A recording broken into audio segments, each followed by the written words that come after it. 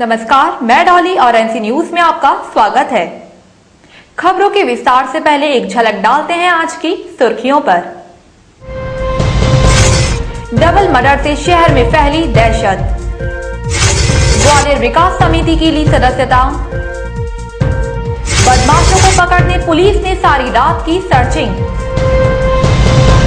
और अब खबरें विस्तार से। मारपीट के मामले में गवाही बदलने के लिए बाप बेटों पर दबाव बना रहे सुदखोरों ने दोनों की सरेआम गोलियों से भूनकर हत्या कर दी। डबल मर्डर के बाद क्षेत्र में दहशत का माहौल फैल गया। वहीं आज पुलिस पर भी लापरवाही का आरोप लगाते हुए परिजनों ने शवों को रखकर चक्का जाम कर दिया। न्यू कॉलोनी नंबर 1 में रहने वाले रामकुमार तोमर अपने बेटे कल्लू के साथ शाम के समय घर से निकले थे।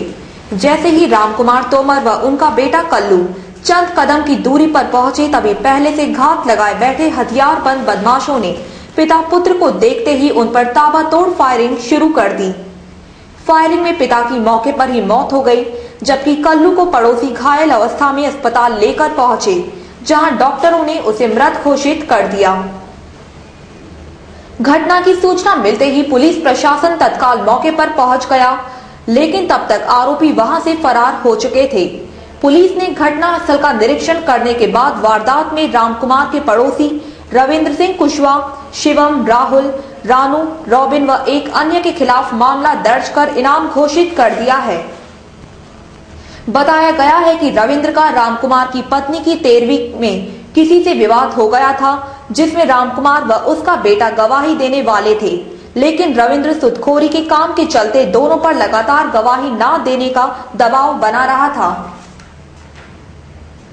वहीं घटना के बाद आज जैसे ही पीएम होने के बाद परिजनों को दोनों के शव सौंपे गए, तो परिजनों ने हजीरे पर शवों को रखकर चक्का जाम करते हुए आर्थिक सहायता राशि की मांग की।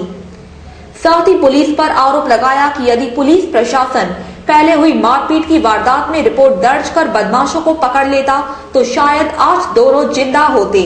अतः परिजनों ने हादसे में पुलिस को भी कहीं न कहीं से हत्या में दोषी बताया है।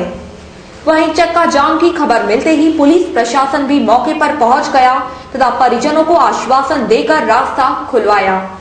मेरी बहन की 13वीं थी, उस समय मैंने उदम किया तो मेरे पीआई वगैरह की रिपोर्ट कराने चले गए थे। रिपोर्ट के कारण आज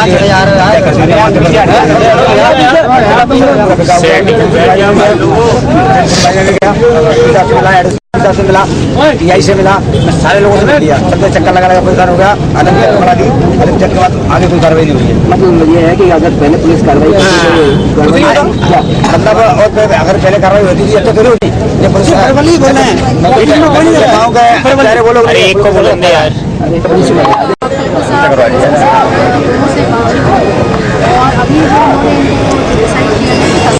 आज बोल लीजिए हो, अरे आज और लोगों को देखो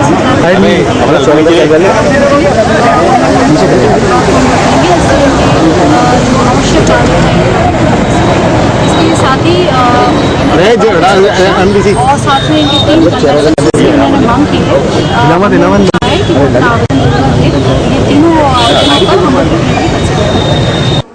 प्रेम प्रसंग के चलते 3 दिन पहले हुए अंधे कत्ल के मामले में पकड़े गए हत्या आरोपी ने कानूनी झंझटों से बचने के लिए हवालात में फांसी लगा ली। कैदी को गंभीर हालत में जया आरोग्य अस्पताल में कराया गया भर्ती। शिवपुरी जिले के देहात थाने के अंतर्गत 3 दिन पहले विनोद जाटव की हत्या के मामले में पुलिस ने रमेश को गिरफ्तार किया था, क्योंकि विनोद की पत्नी से रमेश का प्रेम प्रसंग होने के कारण रमेश ने विनोद की हत्या कर दी थी। थाने में हवालात में बंद रमेश ने कानूनी झंझटों से बचने के लिए देर रात्रि हवालात के दरवाजे से नाड़ा बांधकर फांसी का फंदा लगाकर लटक गया। इसी दौरान हवालात में बंद एक अन्य कैदी तथा वहां तैनात एक पुलिसकर्मी की जैसे ही इस पर नजर पड़ी तो उन्होंने तत्काल रमेश के गले से फंदा खोलकर उसे बचा लिया तथा तत्काल इसकी सूचना अन्य पुलिस अधिकारियों को दी। सूचना मिलते ही पुलिस के अन्य आला अधिकारी मौके पर पहुंच गए तथा उसे शिवपुरी अस्पताल लेकर गए, जहां रमेश की हालत गंभीर बताए जाने पर उसे ग्वालियर जया आरोग्य अस्पताल के लिए रेफर कर दिया गया, जहां पुलिस द्वारा रमेश को जया आरोग्य के न्यूरोलॉजी विभाग में भर्ती कराया गया। जनवेश सिंह। कौन सा थाना पड़ता है? देहात। ग्वालियर विकास समिति की सदस्यता ग्रहण करने के लिए होटल लैंडमार्क में समिति के सदस्यों की एक बैठक आयोजित की गई। होटल लैंडमार्क में आयोजित हुई ग्वालियर विकास समिति की इस बैठक में समिति की सदस्यता ग्रहण करने के लिए फॉर्म भरे गए। साथ ही समिति द्वारा इस सदस्यता अभियान को आगे बढ़ाने के लिए सुझाव प्रस्ताव भी रखे गए। बैठक में समिति के सदस्यों द्वारा एक दूसरे को पौधे भी भेंट किए गए। आयोजित हुई इस बैठक में साडा अध्यक्ष जयसिंह कुशवाहा, पूर्व कुलपति श्री ब्रजेंद्र जी, रिटायर्ड IAS श्याम सुंदर जी, अखिलेंदु अजरिया जी तथा सभी विकास समिति के सदस्य उपस्थित थे। मंच का संचालन अशोक प्रेमी जी द्वारा किया गया। आदरणीय खुरिया जी का सुझाव मुझे बहुत अच्छा लगा। इसे विचार किया जाए कि अन्य कार्यक्रमों के साथ साथ जो जन समस्याएं आती हैं इसके संबंध में आलोचनात्मक न होकर बल्कि सुझाव दिए जाए। जिला प्रशासन ने जहां जरूरत हो पहले यहाँ बैठक में उसको मंथन किया जाए, क्या किया जाए। कलेक्टर और SP और कमिश्नर और अधिकारी अपन मिलेंगे, वो बात तो एक पार्ट हो गई। लेकिन आज जो ज्यादातर लोग इसलिए भटकते हैं कि उनको मालूम नहीं काम होना कैसे चाहिए। चुनावों के मद्देनजर आचार संहिता लागू होने के डर से विकास कार्यों को परिषद से मंजूर कराए जाने के लिए आज आयोजित हुई परिषद की बैठक में सत्ता पक्ष कड़ी मशक्कत करता नजर आया। विधानसभा चुनाव के मद्देनजर आचार संहिता लागू होने के डर से भाजपा पर ज्यादा से ज्यादा कार्यों को हरी झंडी देने का दबाव है। ऐसे में नगर निगम के ज्यादा से ज्यादा विकास कार्यों को परिषद से मंजूर कराने के लिए आज सत्ता पक्ष निगम परिषद की बैठक में कड़ी मशक्कत करता नजर आया। बैठक के दौरान एजेंडे के सभी 1.5 दर्जन बिंदुओं को पारित कराने के लिए सत्ता पक्ष द्वारा गत दिवस भाजपा पार्षदों के समक्ष विभिन्न प्रोजेक्ट्स पर अधिकारियों से प्रेजेंटेशन दिलवाया ताकि परिषद में बहस के दौरान विपक्ष की आपत्तियों का तथ्यों के साथ जवाब दिया जा सके। वहीं आज की परिषद विपक्ष के कड़े तेवरों के चलते शुरू से ही हंगामेदार रही। सभापति पर परिषद संचालन नियमों की अनदेखी का आरोप लगाते हुए विपक्ष ने चेतावनी दी कि परिषद में मनमानी बर्दाश्त नहीं की जाएगी। नेता प्रतिपक्ष शमी शर्मा का कहना था कि विपक्ष द्वारा शहर के सरोकार व जनहित के लिए जो मुद्दे उठाए जाते हैं वह सत्ता पक्ष द्वारा दबा दिए जाते हैं।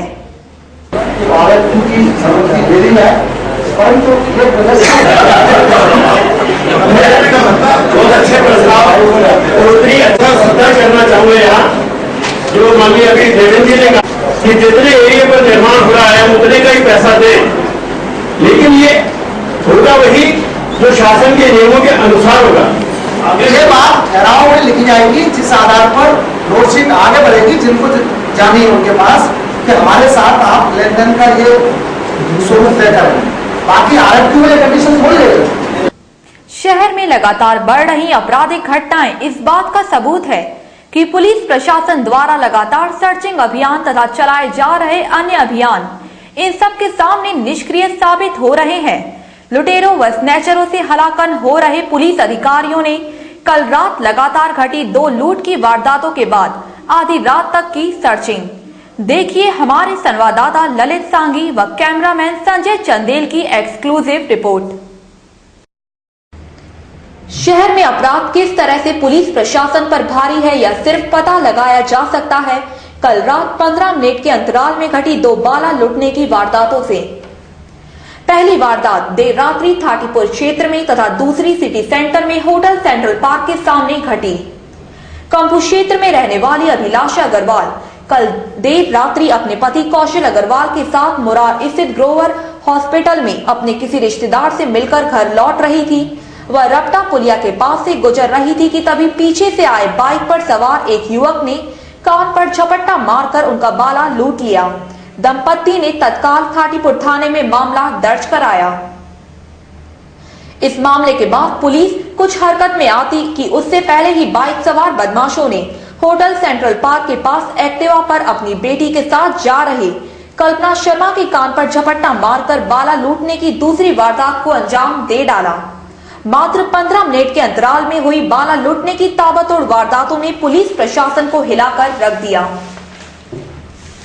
वारदातों के बाद पुलिस अधिकारियों सहित पूरा पुलिस महकमा सड़कों पर उतर आया तथा आधी रात्रि तक लुटेरे की तलाश में सर्चिंग जारी की।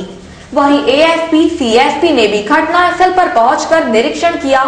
जगह जगह चेकिंग व सर्चिंग करने के बाद भी पुलिस के हाथ सफलता नहीं लगी।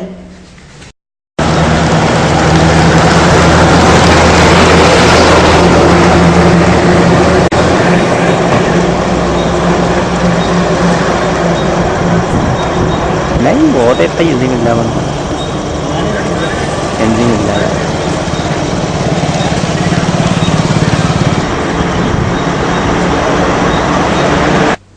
विधानसभा चुनाव को मद्देनजर रखते हुए आज कलेक्ट्रेट सभागार में सभी नोडल अधिकारियों की बैठक आयोजित की गई।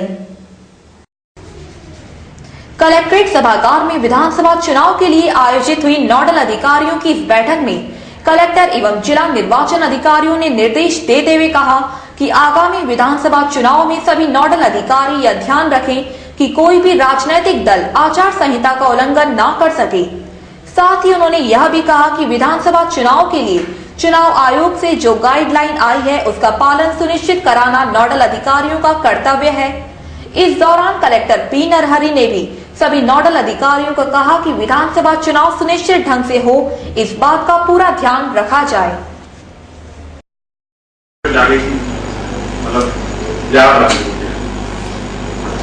तीर्थ यात्रा में दर्शन जो है हम नहीं दे पाएंगे, इसलिए क्योंकि हमारे पास इस बार चुनाव एक तो हमारा नंबर ऑफ मतदान केंद्र बड़े हैं, ऑक्सिलरी पोलिंग बूथ भी रहेंगे, फिर हमको बीएलओ को भी एग्जम्पशन लॉन्ग लिस्ट बिल्कुल दे दें।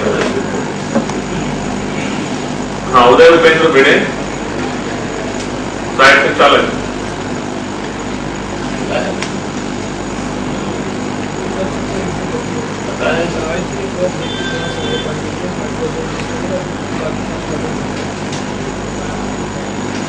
सभागार टीम का गठन हो गया। प्रशिक्षण मुकेश है वो मैक्सिमम आज सारे लोगों को सर्कुलेट कर रहे हैं, हमारे लोगों को और सभी लोगों को मैं आज सर्कुलेट कर रहा हूँ। झांसी रोड थाना अंतर्गत रेलवे पटरियों पर मिला अधेड़ का शव, पुलिस ने अज्ञात में किया मामला दर्ज। झांसी रोड थाना पुलिस को सूचना मिली थी कि ग्वालियर ग्लोरी स्कूल के पीछे स्थित रेलवे ट्रैक पर किसी अज्ञात व्यक्ति का शव पड़ा है। सूचना मिलते ही झांसी रोड थाना पुलिस मौके पर पहुंच गई तथा शव की तलाशी करने पर उसकी उम्र 45 वर्ष के आसपास पाई गई। वह अधेड़ की जेब से कई सारे फोन नंबर की सूची मिली, जिस पर पुलिस ने लोगों को सूचित किया, लेकिन सूचना मिलने पर पहुंचे लोग भी उसकी शिनाख्त नहीं कर पाए, जिसके बाद पुलिस ने मर्ग कायम कर लाश को पोस्टमार्टम हाउस रवाना कर दिया तथा जांच पड़ताल शुरू कर दी। एक सूचना आई सुबह 9 बजे रेलवे से कि कंट्रोल रूम ने बताया कि डेड बॉडी पड़ी है ग्वालियर ग्लोरी स्कूल के साथ रेलवे ट्रैक पर। तो वहाँ जब हम पहुँचे तो वहाँ रेलवे पटरी किनारे की एक डेड बॉडी पड़ी थी, अननोन है और ट्रेन एक्सीडेंट है। समझता उसके कई चोटें हैं, सिर में भी पहचानने, चेहरा भी पहचानने में नहीं आ रहा और जो है इसकी जगह जगह फ्रैक्चर है, एक हाथ भी टुकड़ा अलग हो गया है इसका और नीला जीन्स पहने है, सफ़ेद शर्ट है और सफ़ेद बनियान है और चड्डी हाफ चड्डी पहने हैं, बादामी हल्दी बादामी कलर की और इसके पेट पे बाल हैं। संभवतः उम्र उसकी 45 या 50 साल की लगभग। क्या लग रहा है पैसेंजर क्या आत्महत्या की है, ट्रेन से गिरा है? नहीं, ट्रेन से गिरने का है। वहाँ तो स्पॉट पर खून भी लगा है जहाँ ये गिरा है, तो वहाँ से लेके और एकदम रगड़ते हुए आया ट्रेन से, फिर साइड से डेड बॉडी लगी। क्या लग रहा है, क्या उम्र वगैरह क्या होगी? उम्र इसकी 45-50 साल की उम्र है और लाल पैंट पहने। इसके जेब में कुछ मेंबरों की पर्चियाँ भी मिली हैं, इनसे इसका सभी लोगों से ये लालजी जादव साहब का नंबर मिला था, उनके लड़के भी आए, उन्होंने भी पहचान की है, तो चूंकि अभी पहचानने में नहीं आ पाया है, अज्ञात। कंबू स्थित पालपुर कोठी के पास सुरंग निकलने की अफवाह तेजी से फैल गई। जिसको खबर मिली वह मौके पर सुरंग देखने के लिए जा पहुंचा। शहर में जगह जगह तिगरा की पाइपलाइन डाली गई है। दरअसल यहां से तिगरा के पानी की पाइपलाइन निकली है, उसके फूटने से पानी जमीन में बैठने लगा और बड़ा गड्ढा हो गया। स्थानीय लोग उसे सुरंग बता रहे हैं। लोगों का कहना है कि सिंधिया स्टेट के समय यह क्षेत्र अस्तबल होता था और पालपुर कोटी KRG कॉलेज सिंधिया स्टेट का रहवास हुआ करता था। इसलिए शायद यहाँ कभी सुरंग रही हो। समय के साथ इसे बंद कर दिया गया तो स्थानीय लोगों ने सुरंग को जल्द ही बंद करवाने के लिए नगर निगम अधिकारियों को सूचना दे दी है। और भैया सवेरे 7 बजे से यहाँ पर खड़े हो, पार्षद जी को लेके आए, कोई दुर्घटना नहीं हो जाए। भैया लाल बहादुर है, मैं यहीं रहता हूँ। मैंने देखा यहाँ पे सवेरे 7 बजे से खड़ा हूँ यहाँ पे मैं, कि कोई बच्चा नहीं चला। पूरी सुरंग है, पोली, और गाड़ियाँ आती जाती रहती, रोड वैसी है बिल्कुल, बड़ी बड़ी गाड़ी भी आती है। आज संडे है, नहीं तो कोई एक आध बच्चा जरूर इसमें, ये सामने स्कूल है, और कुछ भी हो जाता, बच्चा एक आध चला जाता। कौन सी जगह है ये, क्या नाम? ये अब आरिम बजरिया है, आरिम बजरिया हेमा कॉर्मेट, ये कौन सा पालपुर कोठी के सामने है। सुरंग का कब मालूम चला आपको? सुरंग का सवेरे 7 बजे सुबह 7 बजे मेरे को मालूम पड़ा। मैं इधर से निकला, मैं तब से यहीं खड़ा हूँ। क्या लगता है ये पुरानी सुरंग है, कब से? अब ऐसे लग रहा भैया कुछ पुरानी सुरंग है, अंदर और लंबी गई हुई है, रोड पे नीचे भी है, रोड के नीचे भी है, और पुरानी सुरंग है। अब यहाँ पे सवेरे से खड़ा हूँ मैं 7 बजे से। दहेज की मांग पूरी न होने पर दोस्तों से छेड़छाड़ कराने वाले पति के खिलाफ रेखा पहुंची थाने। पति के खिलाफ प्रताड़ना व दहेज की मांग करने को लेकर कराया मामला दर्ज। चिराग निवासी 23 वर्षीय रेखा राजपूत आज अपने पति के खिलाफ मामला दर्ज कराने के लिए कंपू थाने पहुंची। रेखा का कहना था कि उसकी शादी 2 साल पहले किरार कॉलोनी निवासी बेटी और भूरा राजपूत से हुई थी। शादी के कुछ दिनों बाद से ही भूरा रेखा को दहेज के लिए प्रताड़ित करने लगा था, जिससे तंग आकर रेखा चिनौर स्थित अपने मायके में रहने लगी थी। रेखा अभी पढ़ाई कर रही है, जिसके लिए वह शिंदे की छावनी पर कोचिंग पढ़ने आती है तथा रोज चिनौर से अप डाउन करती है। शिंदे की छावनी पर रेखा का पति अपने दोस्तों के साथ उससे छेड़छाड़ करता है, जिससे तंग आकर रेखा ने आज कंपू थाने में मामला दर्ज कराया। वहीं कंपू थाना पुलिस ने रेखा की शिकायत पर उसके पति के खिलाफ मामला दर्ज कर जांच पड़ताल शुरू कर दी है। मेरी बहन के साथ छेड़छाड़ करते हैं। कौन करता है? मेरे जीजा जी। क्या नाम? बुरा राज, और गाली गलौज भी देता है। एक दो बार चाटी भी दे दी उसने कंपू पे। क्या दहेज की मांग वगैरह भी की जाती है? हाँ, दहेज भी मांगता है, और चोरी का इंजाम भी लगा दिया। ये बोलता है कि सारा सामान चोर के भाग ले गई। अभी इन्होंने बताया कि किसी लड़कों ने छेड़ा उनके, तो हाँ अभी छेड़ा था, तभी तो मैं आया हूँ यहाँ पर। क्या छेड़ा बताइए? हाथ पकड़ के बोला था कहाँ जा रही है, घर नहीं आ रही क्या। और मेरी बहन उसको 500 रुपये मंथली देती है उल्टे के। क्या आपकी बहन कोई सर्विस करती है? हाँ, पहले मतलब सरकारी स्कूल में हमने जॉब कराई थी, 1 साल जॉब की थी, 500 रुपये मंथली भी दी थी उसको। और दारू पीता है, और फिर वो एक दिन मेरे से भी मांगे थे कि मेरे को 20,000 रुपये दे दे। और मैंने क्या सट्टा खेल लिया, सट्टा मैं जानता नहीं किससे कहते, सट्टा खेल लिया है, तो मेरे को 20,000 रुपये दे दे चुपचाप। मैंने अपने भाई दोस्त को बुलाया, उससे 20,000 रुपये की गई, वो बोला मैं नहीं दूंगा ऐसे, या तो गाड़ी देगा, गाड़ी रखेगा तो मैं दूंगा, नहीं तो नहीं दूंगा। इसका क्या होता? इसके आए दिन तुमने पहले भी कंप्लेंट कहीं कर चुके हो? बहुत कंप्लेंट हो चुकी है, तो अभी तक कोई सुनवाई नहीं। अभी आप कहाँ आए?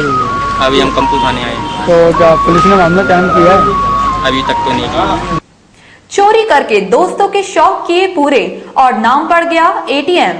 महज 14 वर्ष की उम्र में अनगिनत चोरियां करने वाले मोनू उर्फ एटीएम को कंपू थाना पुलिस ने अपनी गिरफ्त में ले लिया है। पवन नाम है लड़के का, और इसका दूसरा नाम मोनू उर्फ एटीएम भी है। मुराद में 60 रोड का रहने वाला है। बचपन से चोरी करने की इसको आदत थी, तो अभी तक उसकी आदत बरकरार है। तो अभी इसने नए बाजार से 50,000 रुपये गले में से निकाले थे। उसमें इसकी वीडियो फुटेज आई, उस आधार पर इसे पकड़ने के बाद पूछताछ की गई। तो इसका एक अन्य साथी, उसका भी नाम मोनू उर्फ राहुल है, उसको इनसे पैसे ही बरामद। कितने पैसे बरामद हुए हैं? इनसे 10,000 रुपये बरामद। शिंदे की छावनी स्थित टेम्पो स्टैंड के पास आधार कार्ड शिविर का आयोजन किया गया, जिसमें आधार कार्ड बनाने के लिए लोगों की लंबी लंबी कतारें लगी रहीं। इस शिविर का आयोजन 31 दिसंबर तक किया जाएगा। शिंदे की छावनी स्थित टेम्पो स्टैंड के पास आज आयोजित हुए आधार कार्ड शिविर के लिए सुबह से ही लोग पहुंचने लगे। आधार कार्ड बनवाने के लिए लोगों की लंबी लंबी कतारें लग गईं। सुबह से पहुंचे लोगों को लगभग 2 घंटे लाइन में लगे रहकर अपनी बारी का इंतजार करना पड़ा। आयोजित किए जा रहे इस शिविर का आयोजन 31 दिसंबर तक किया जाएगा। नहीं ऐसा कुछ नहीं सर, लाइन तो जनता ही लगाती है। मैं तो सिर्फ जनता से ही पूछ लेता हूँ भाई जो लाइन में लगे आगा भी लाइन में है, क्योंकि जो लोग कई लोग 7 बजे से लग रहा है, कोई 8 बजे से लगा है, तो बीच में आके वो अव्यवस्थाएं फैलाते हैं, उससे डिस्टर्ब होता है। अन्यथा कोई दिक्कत नहीं आती। ये वैसे जनता का भी कहना है कि हमारा कुछ राशन कार्ड नहीं है, जबकि हमारा पहला बन चुका है। पहले जैसे कई कैंप बना है सर, कैंप इसलिए बंद कर दिए कि उन्होंने कोई डॉक्यूमेंट नहीं लिया, उनको सिर्फ अपने पैसे से मतलब होता है।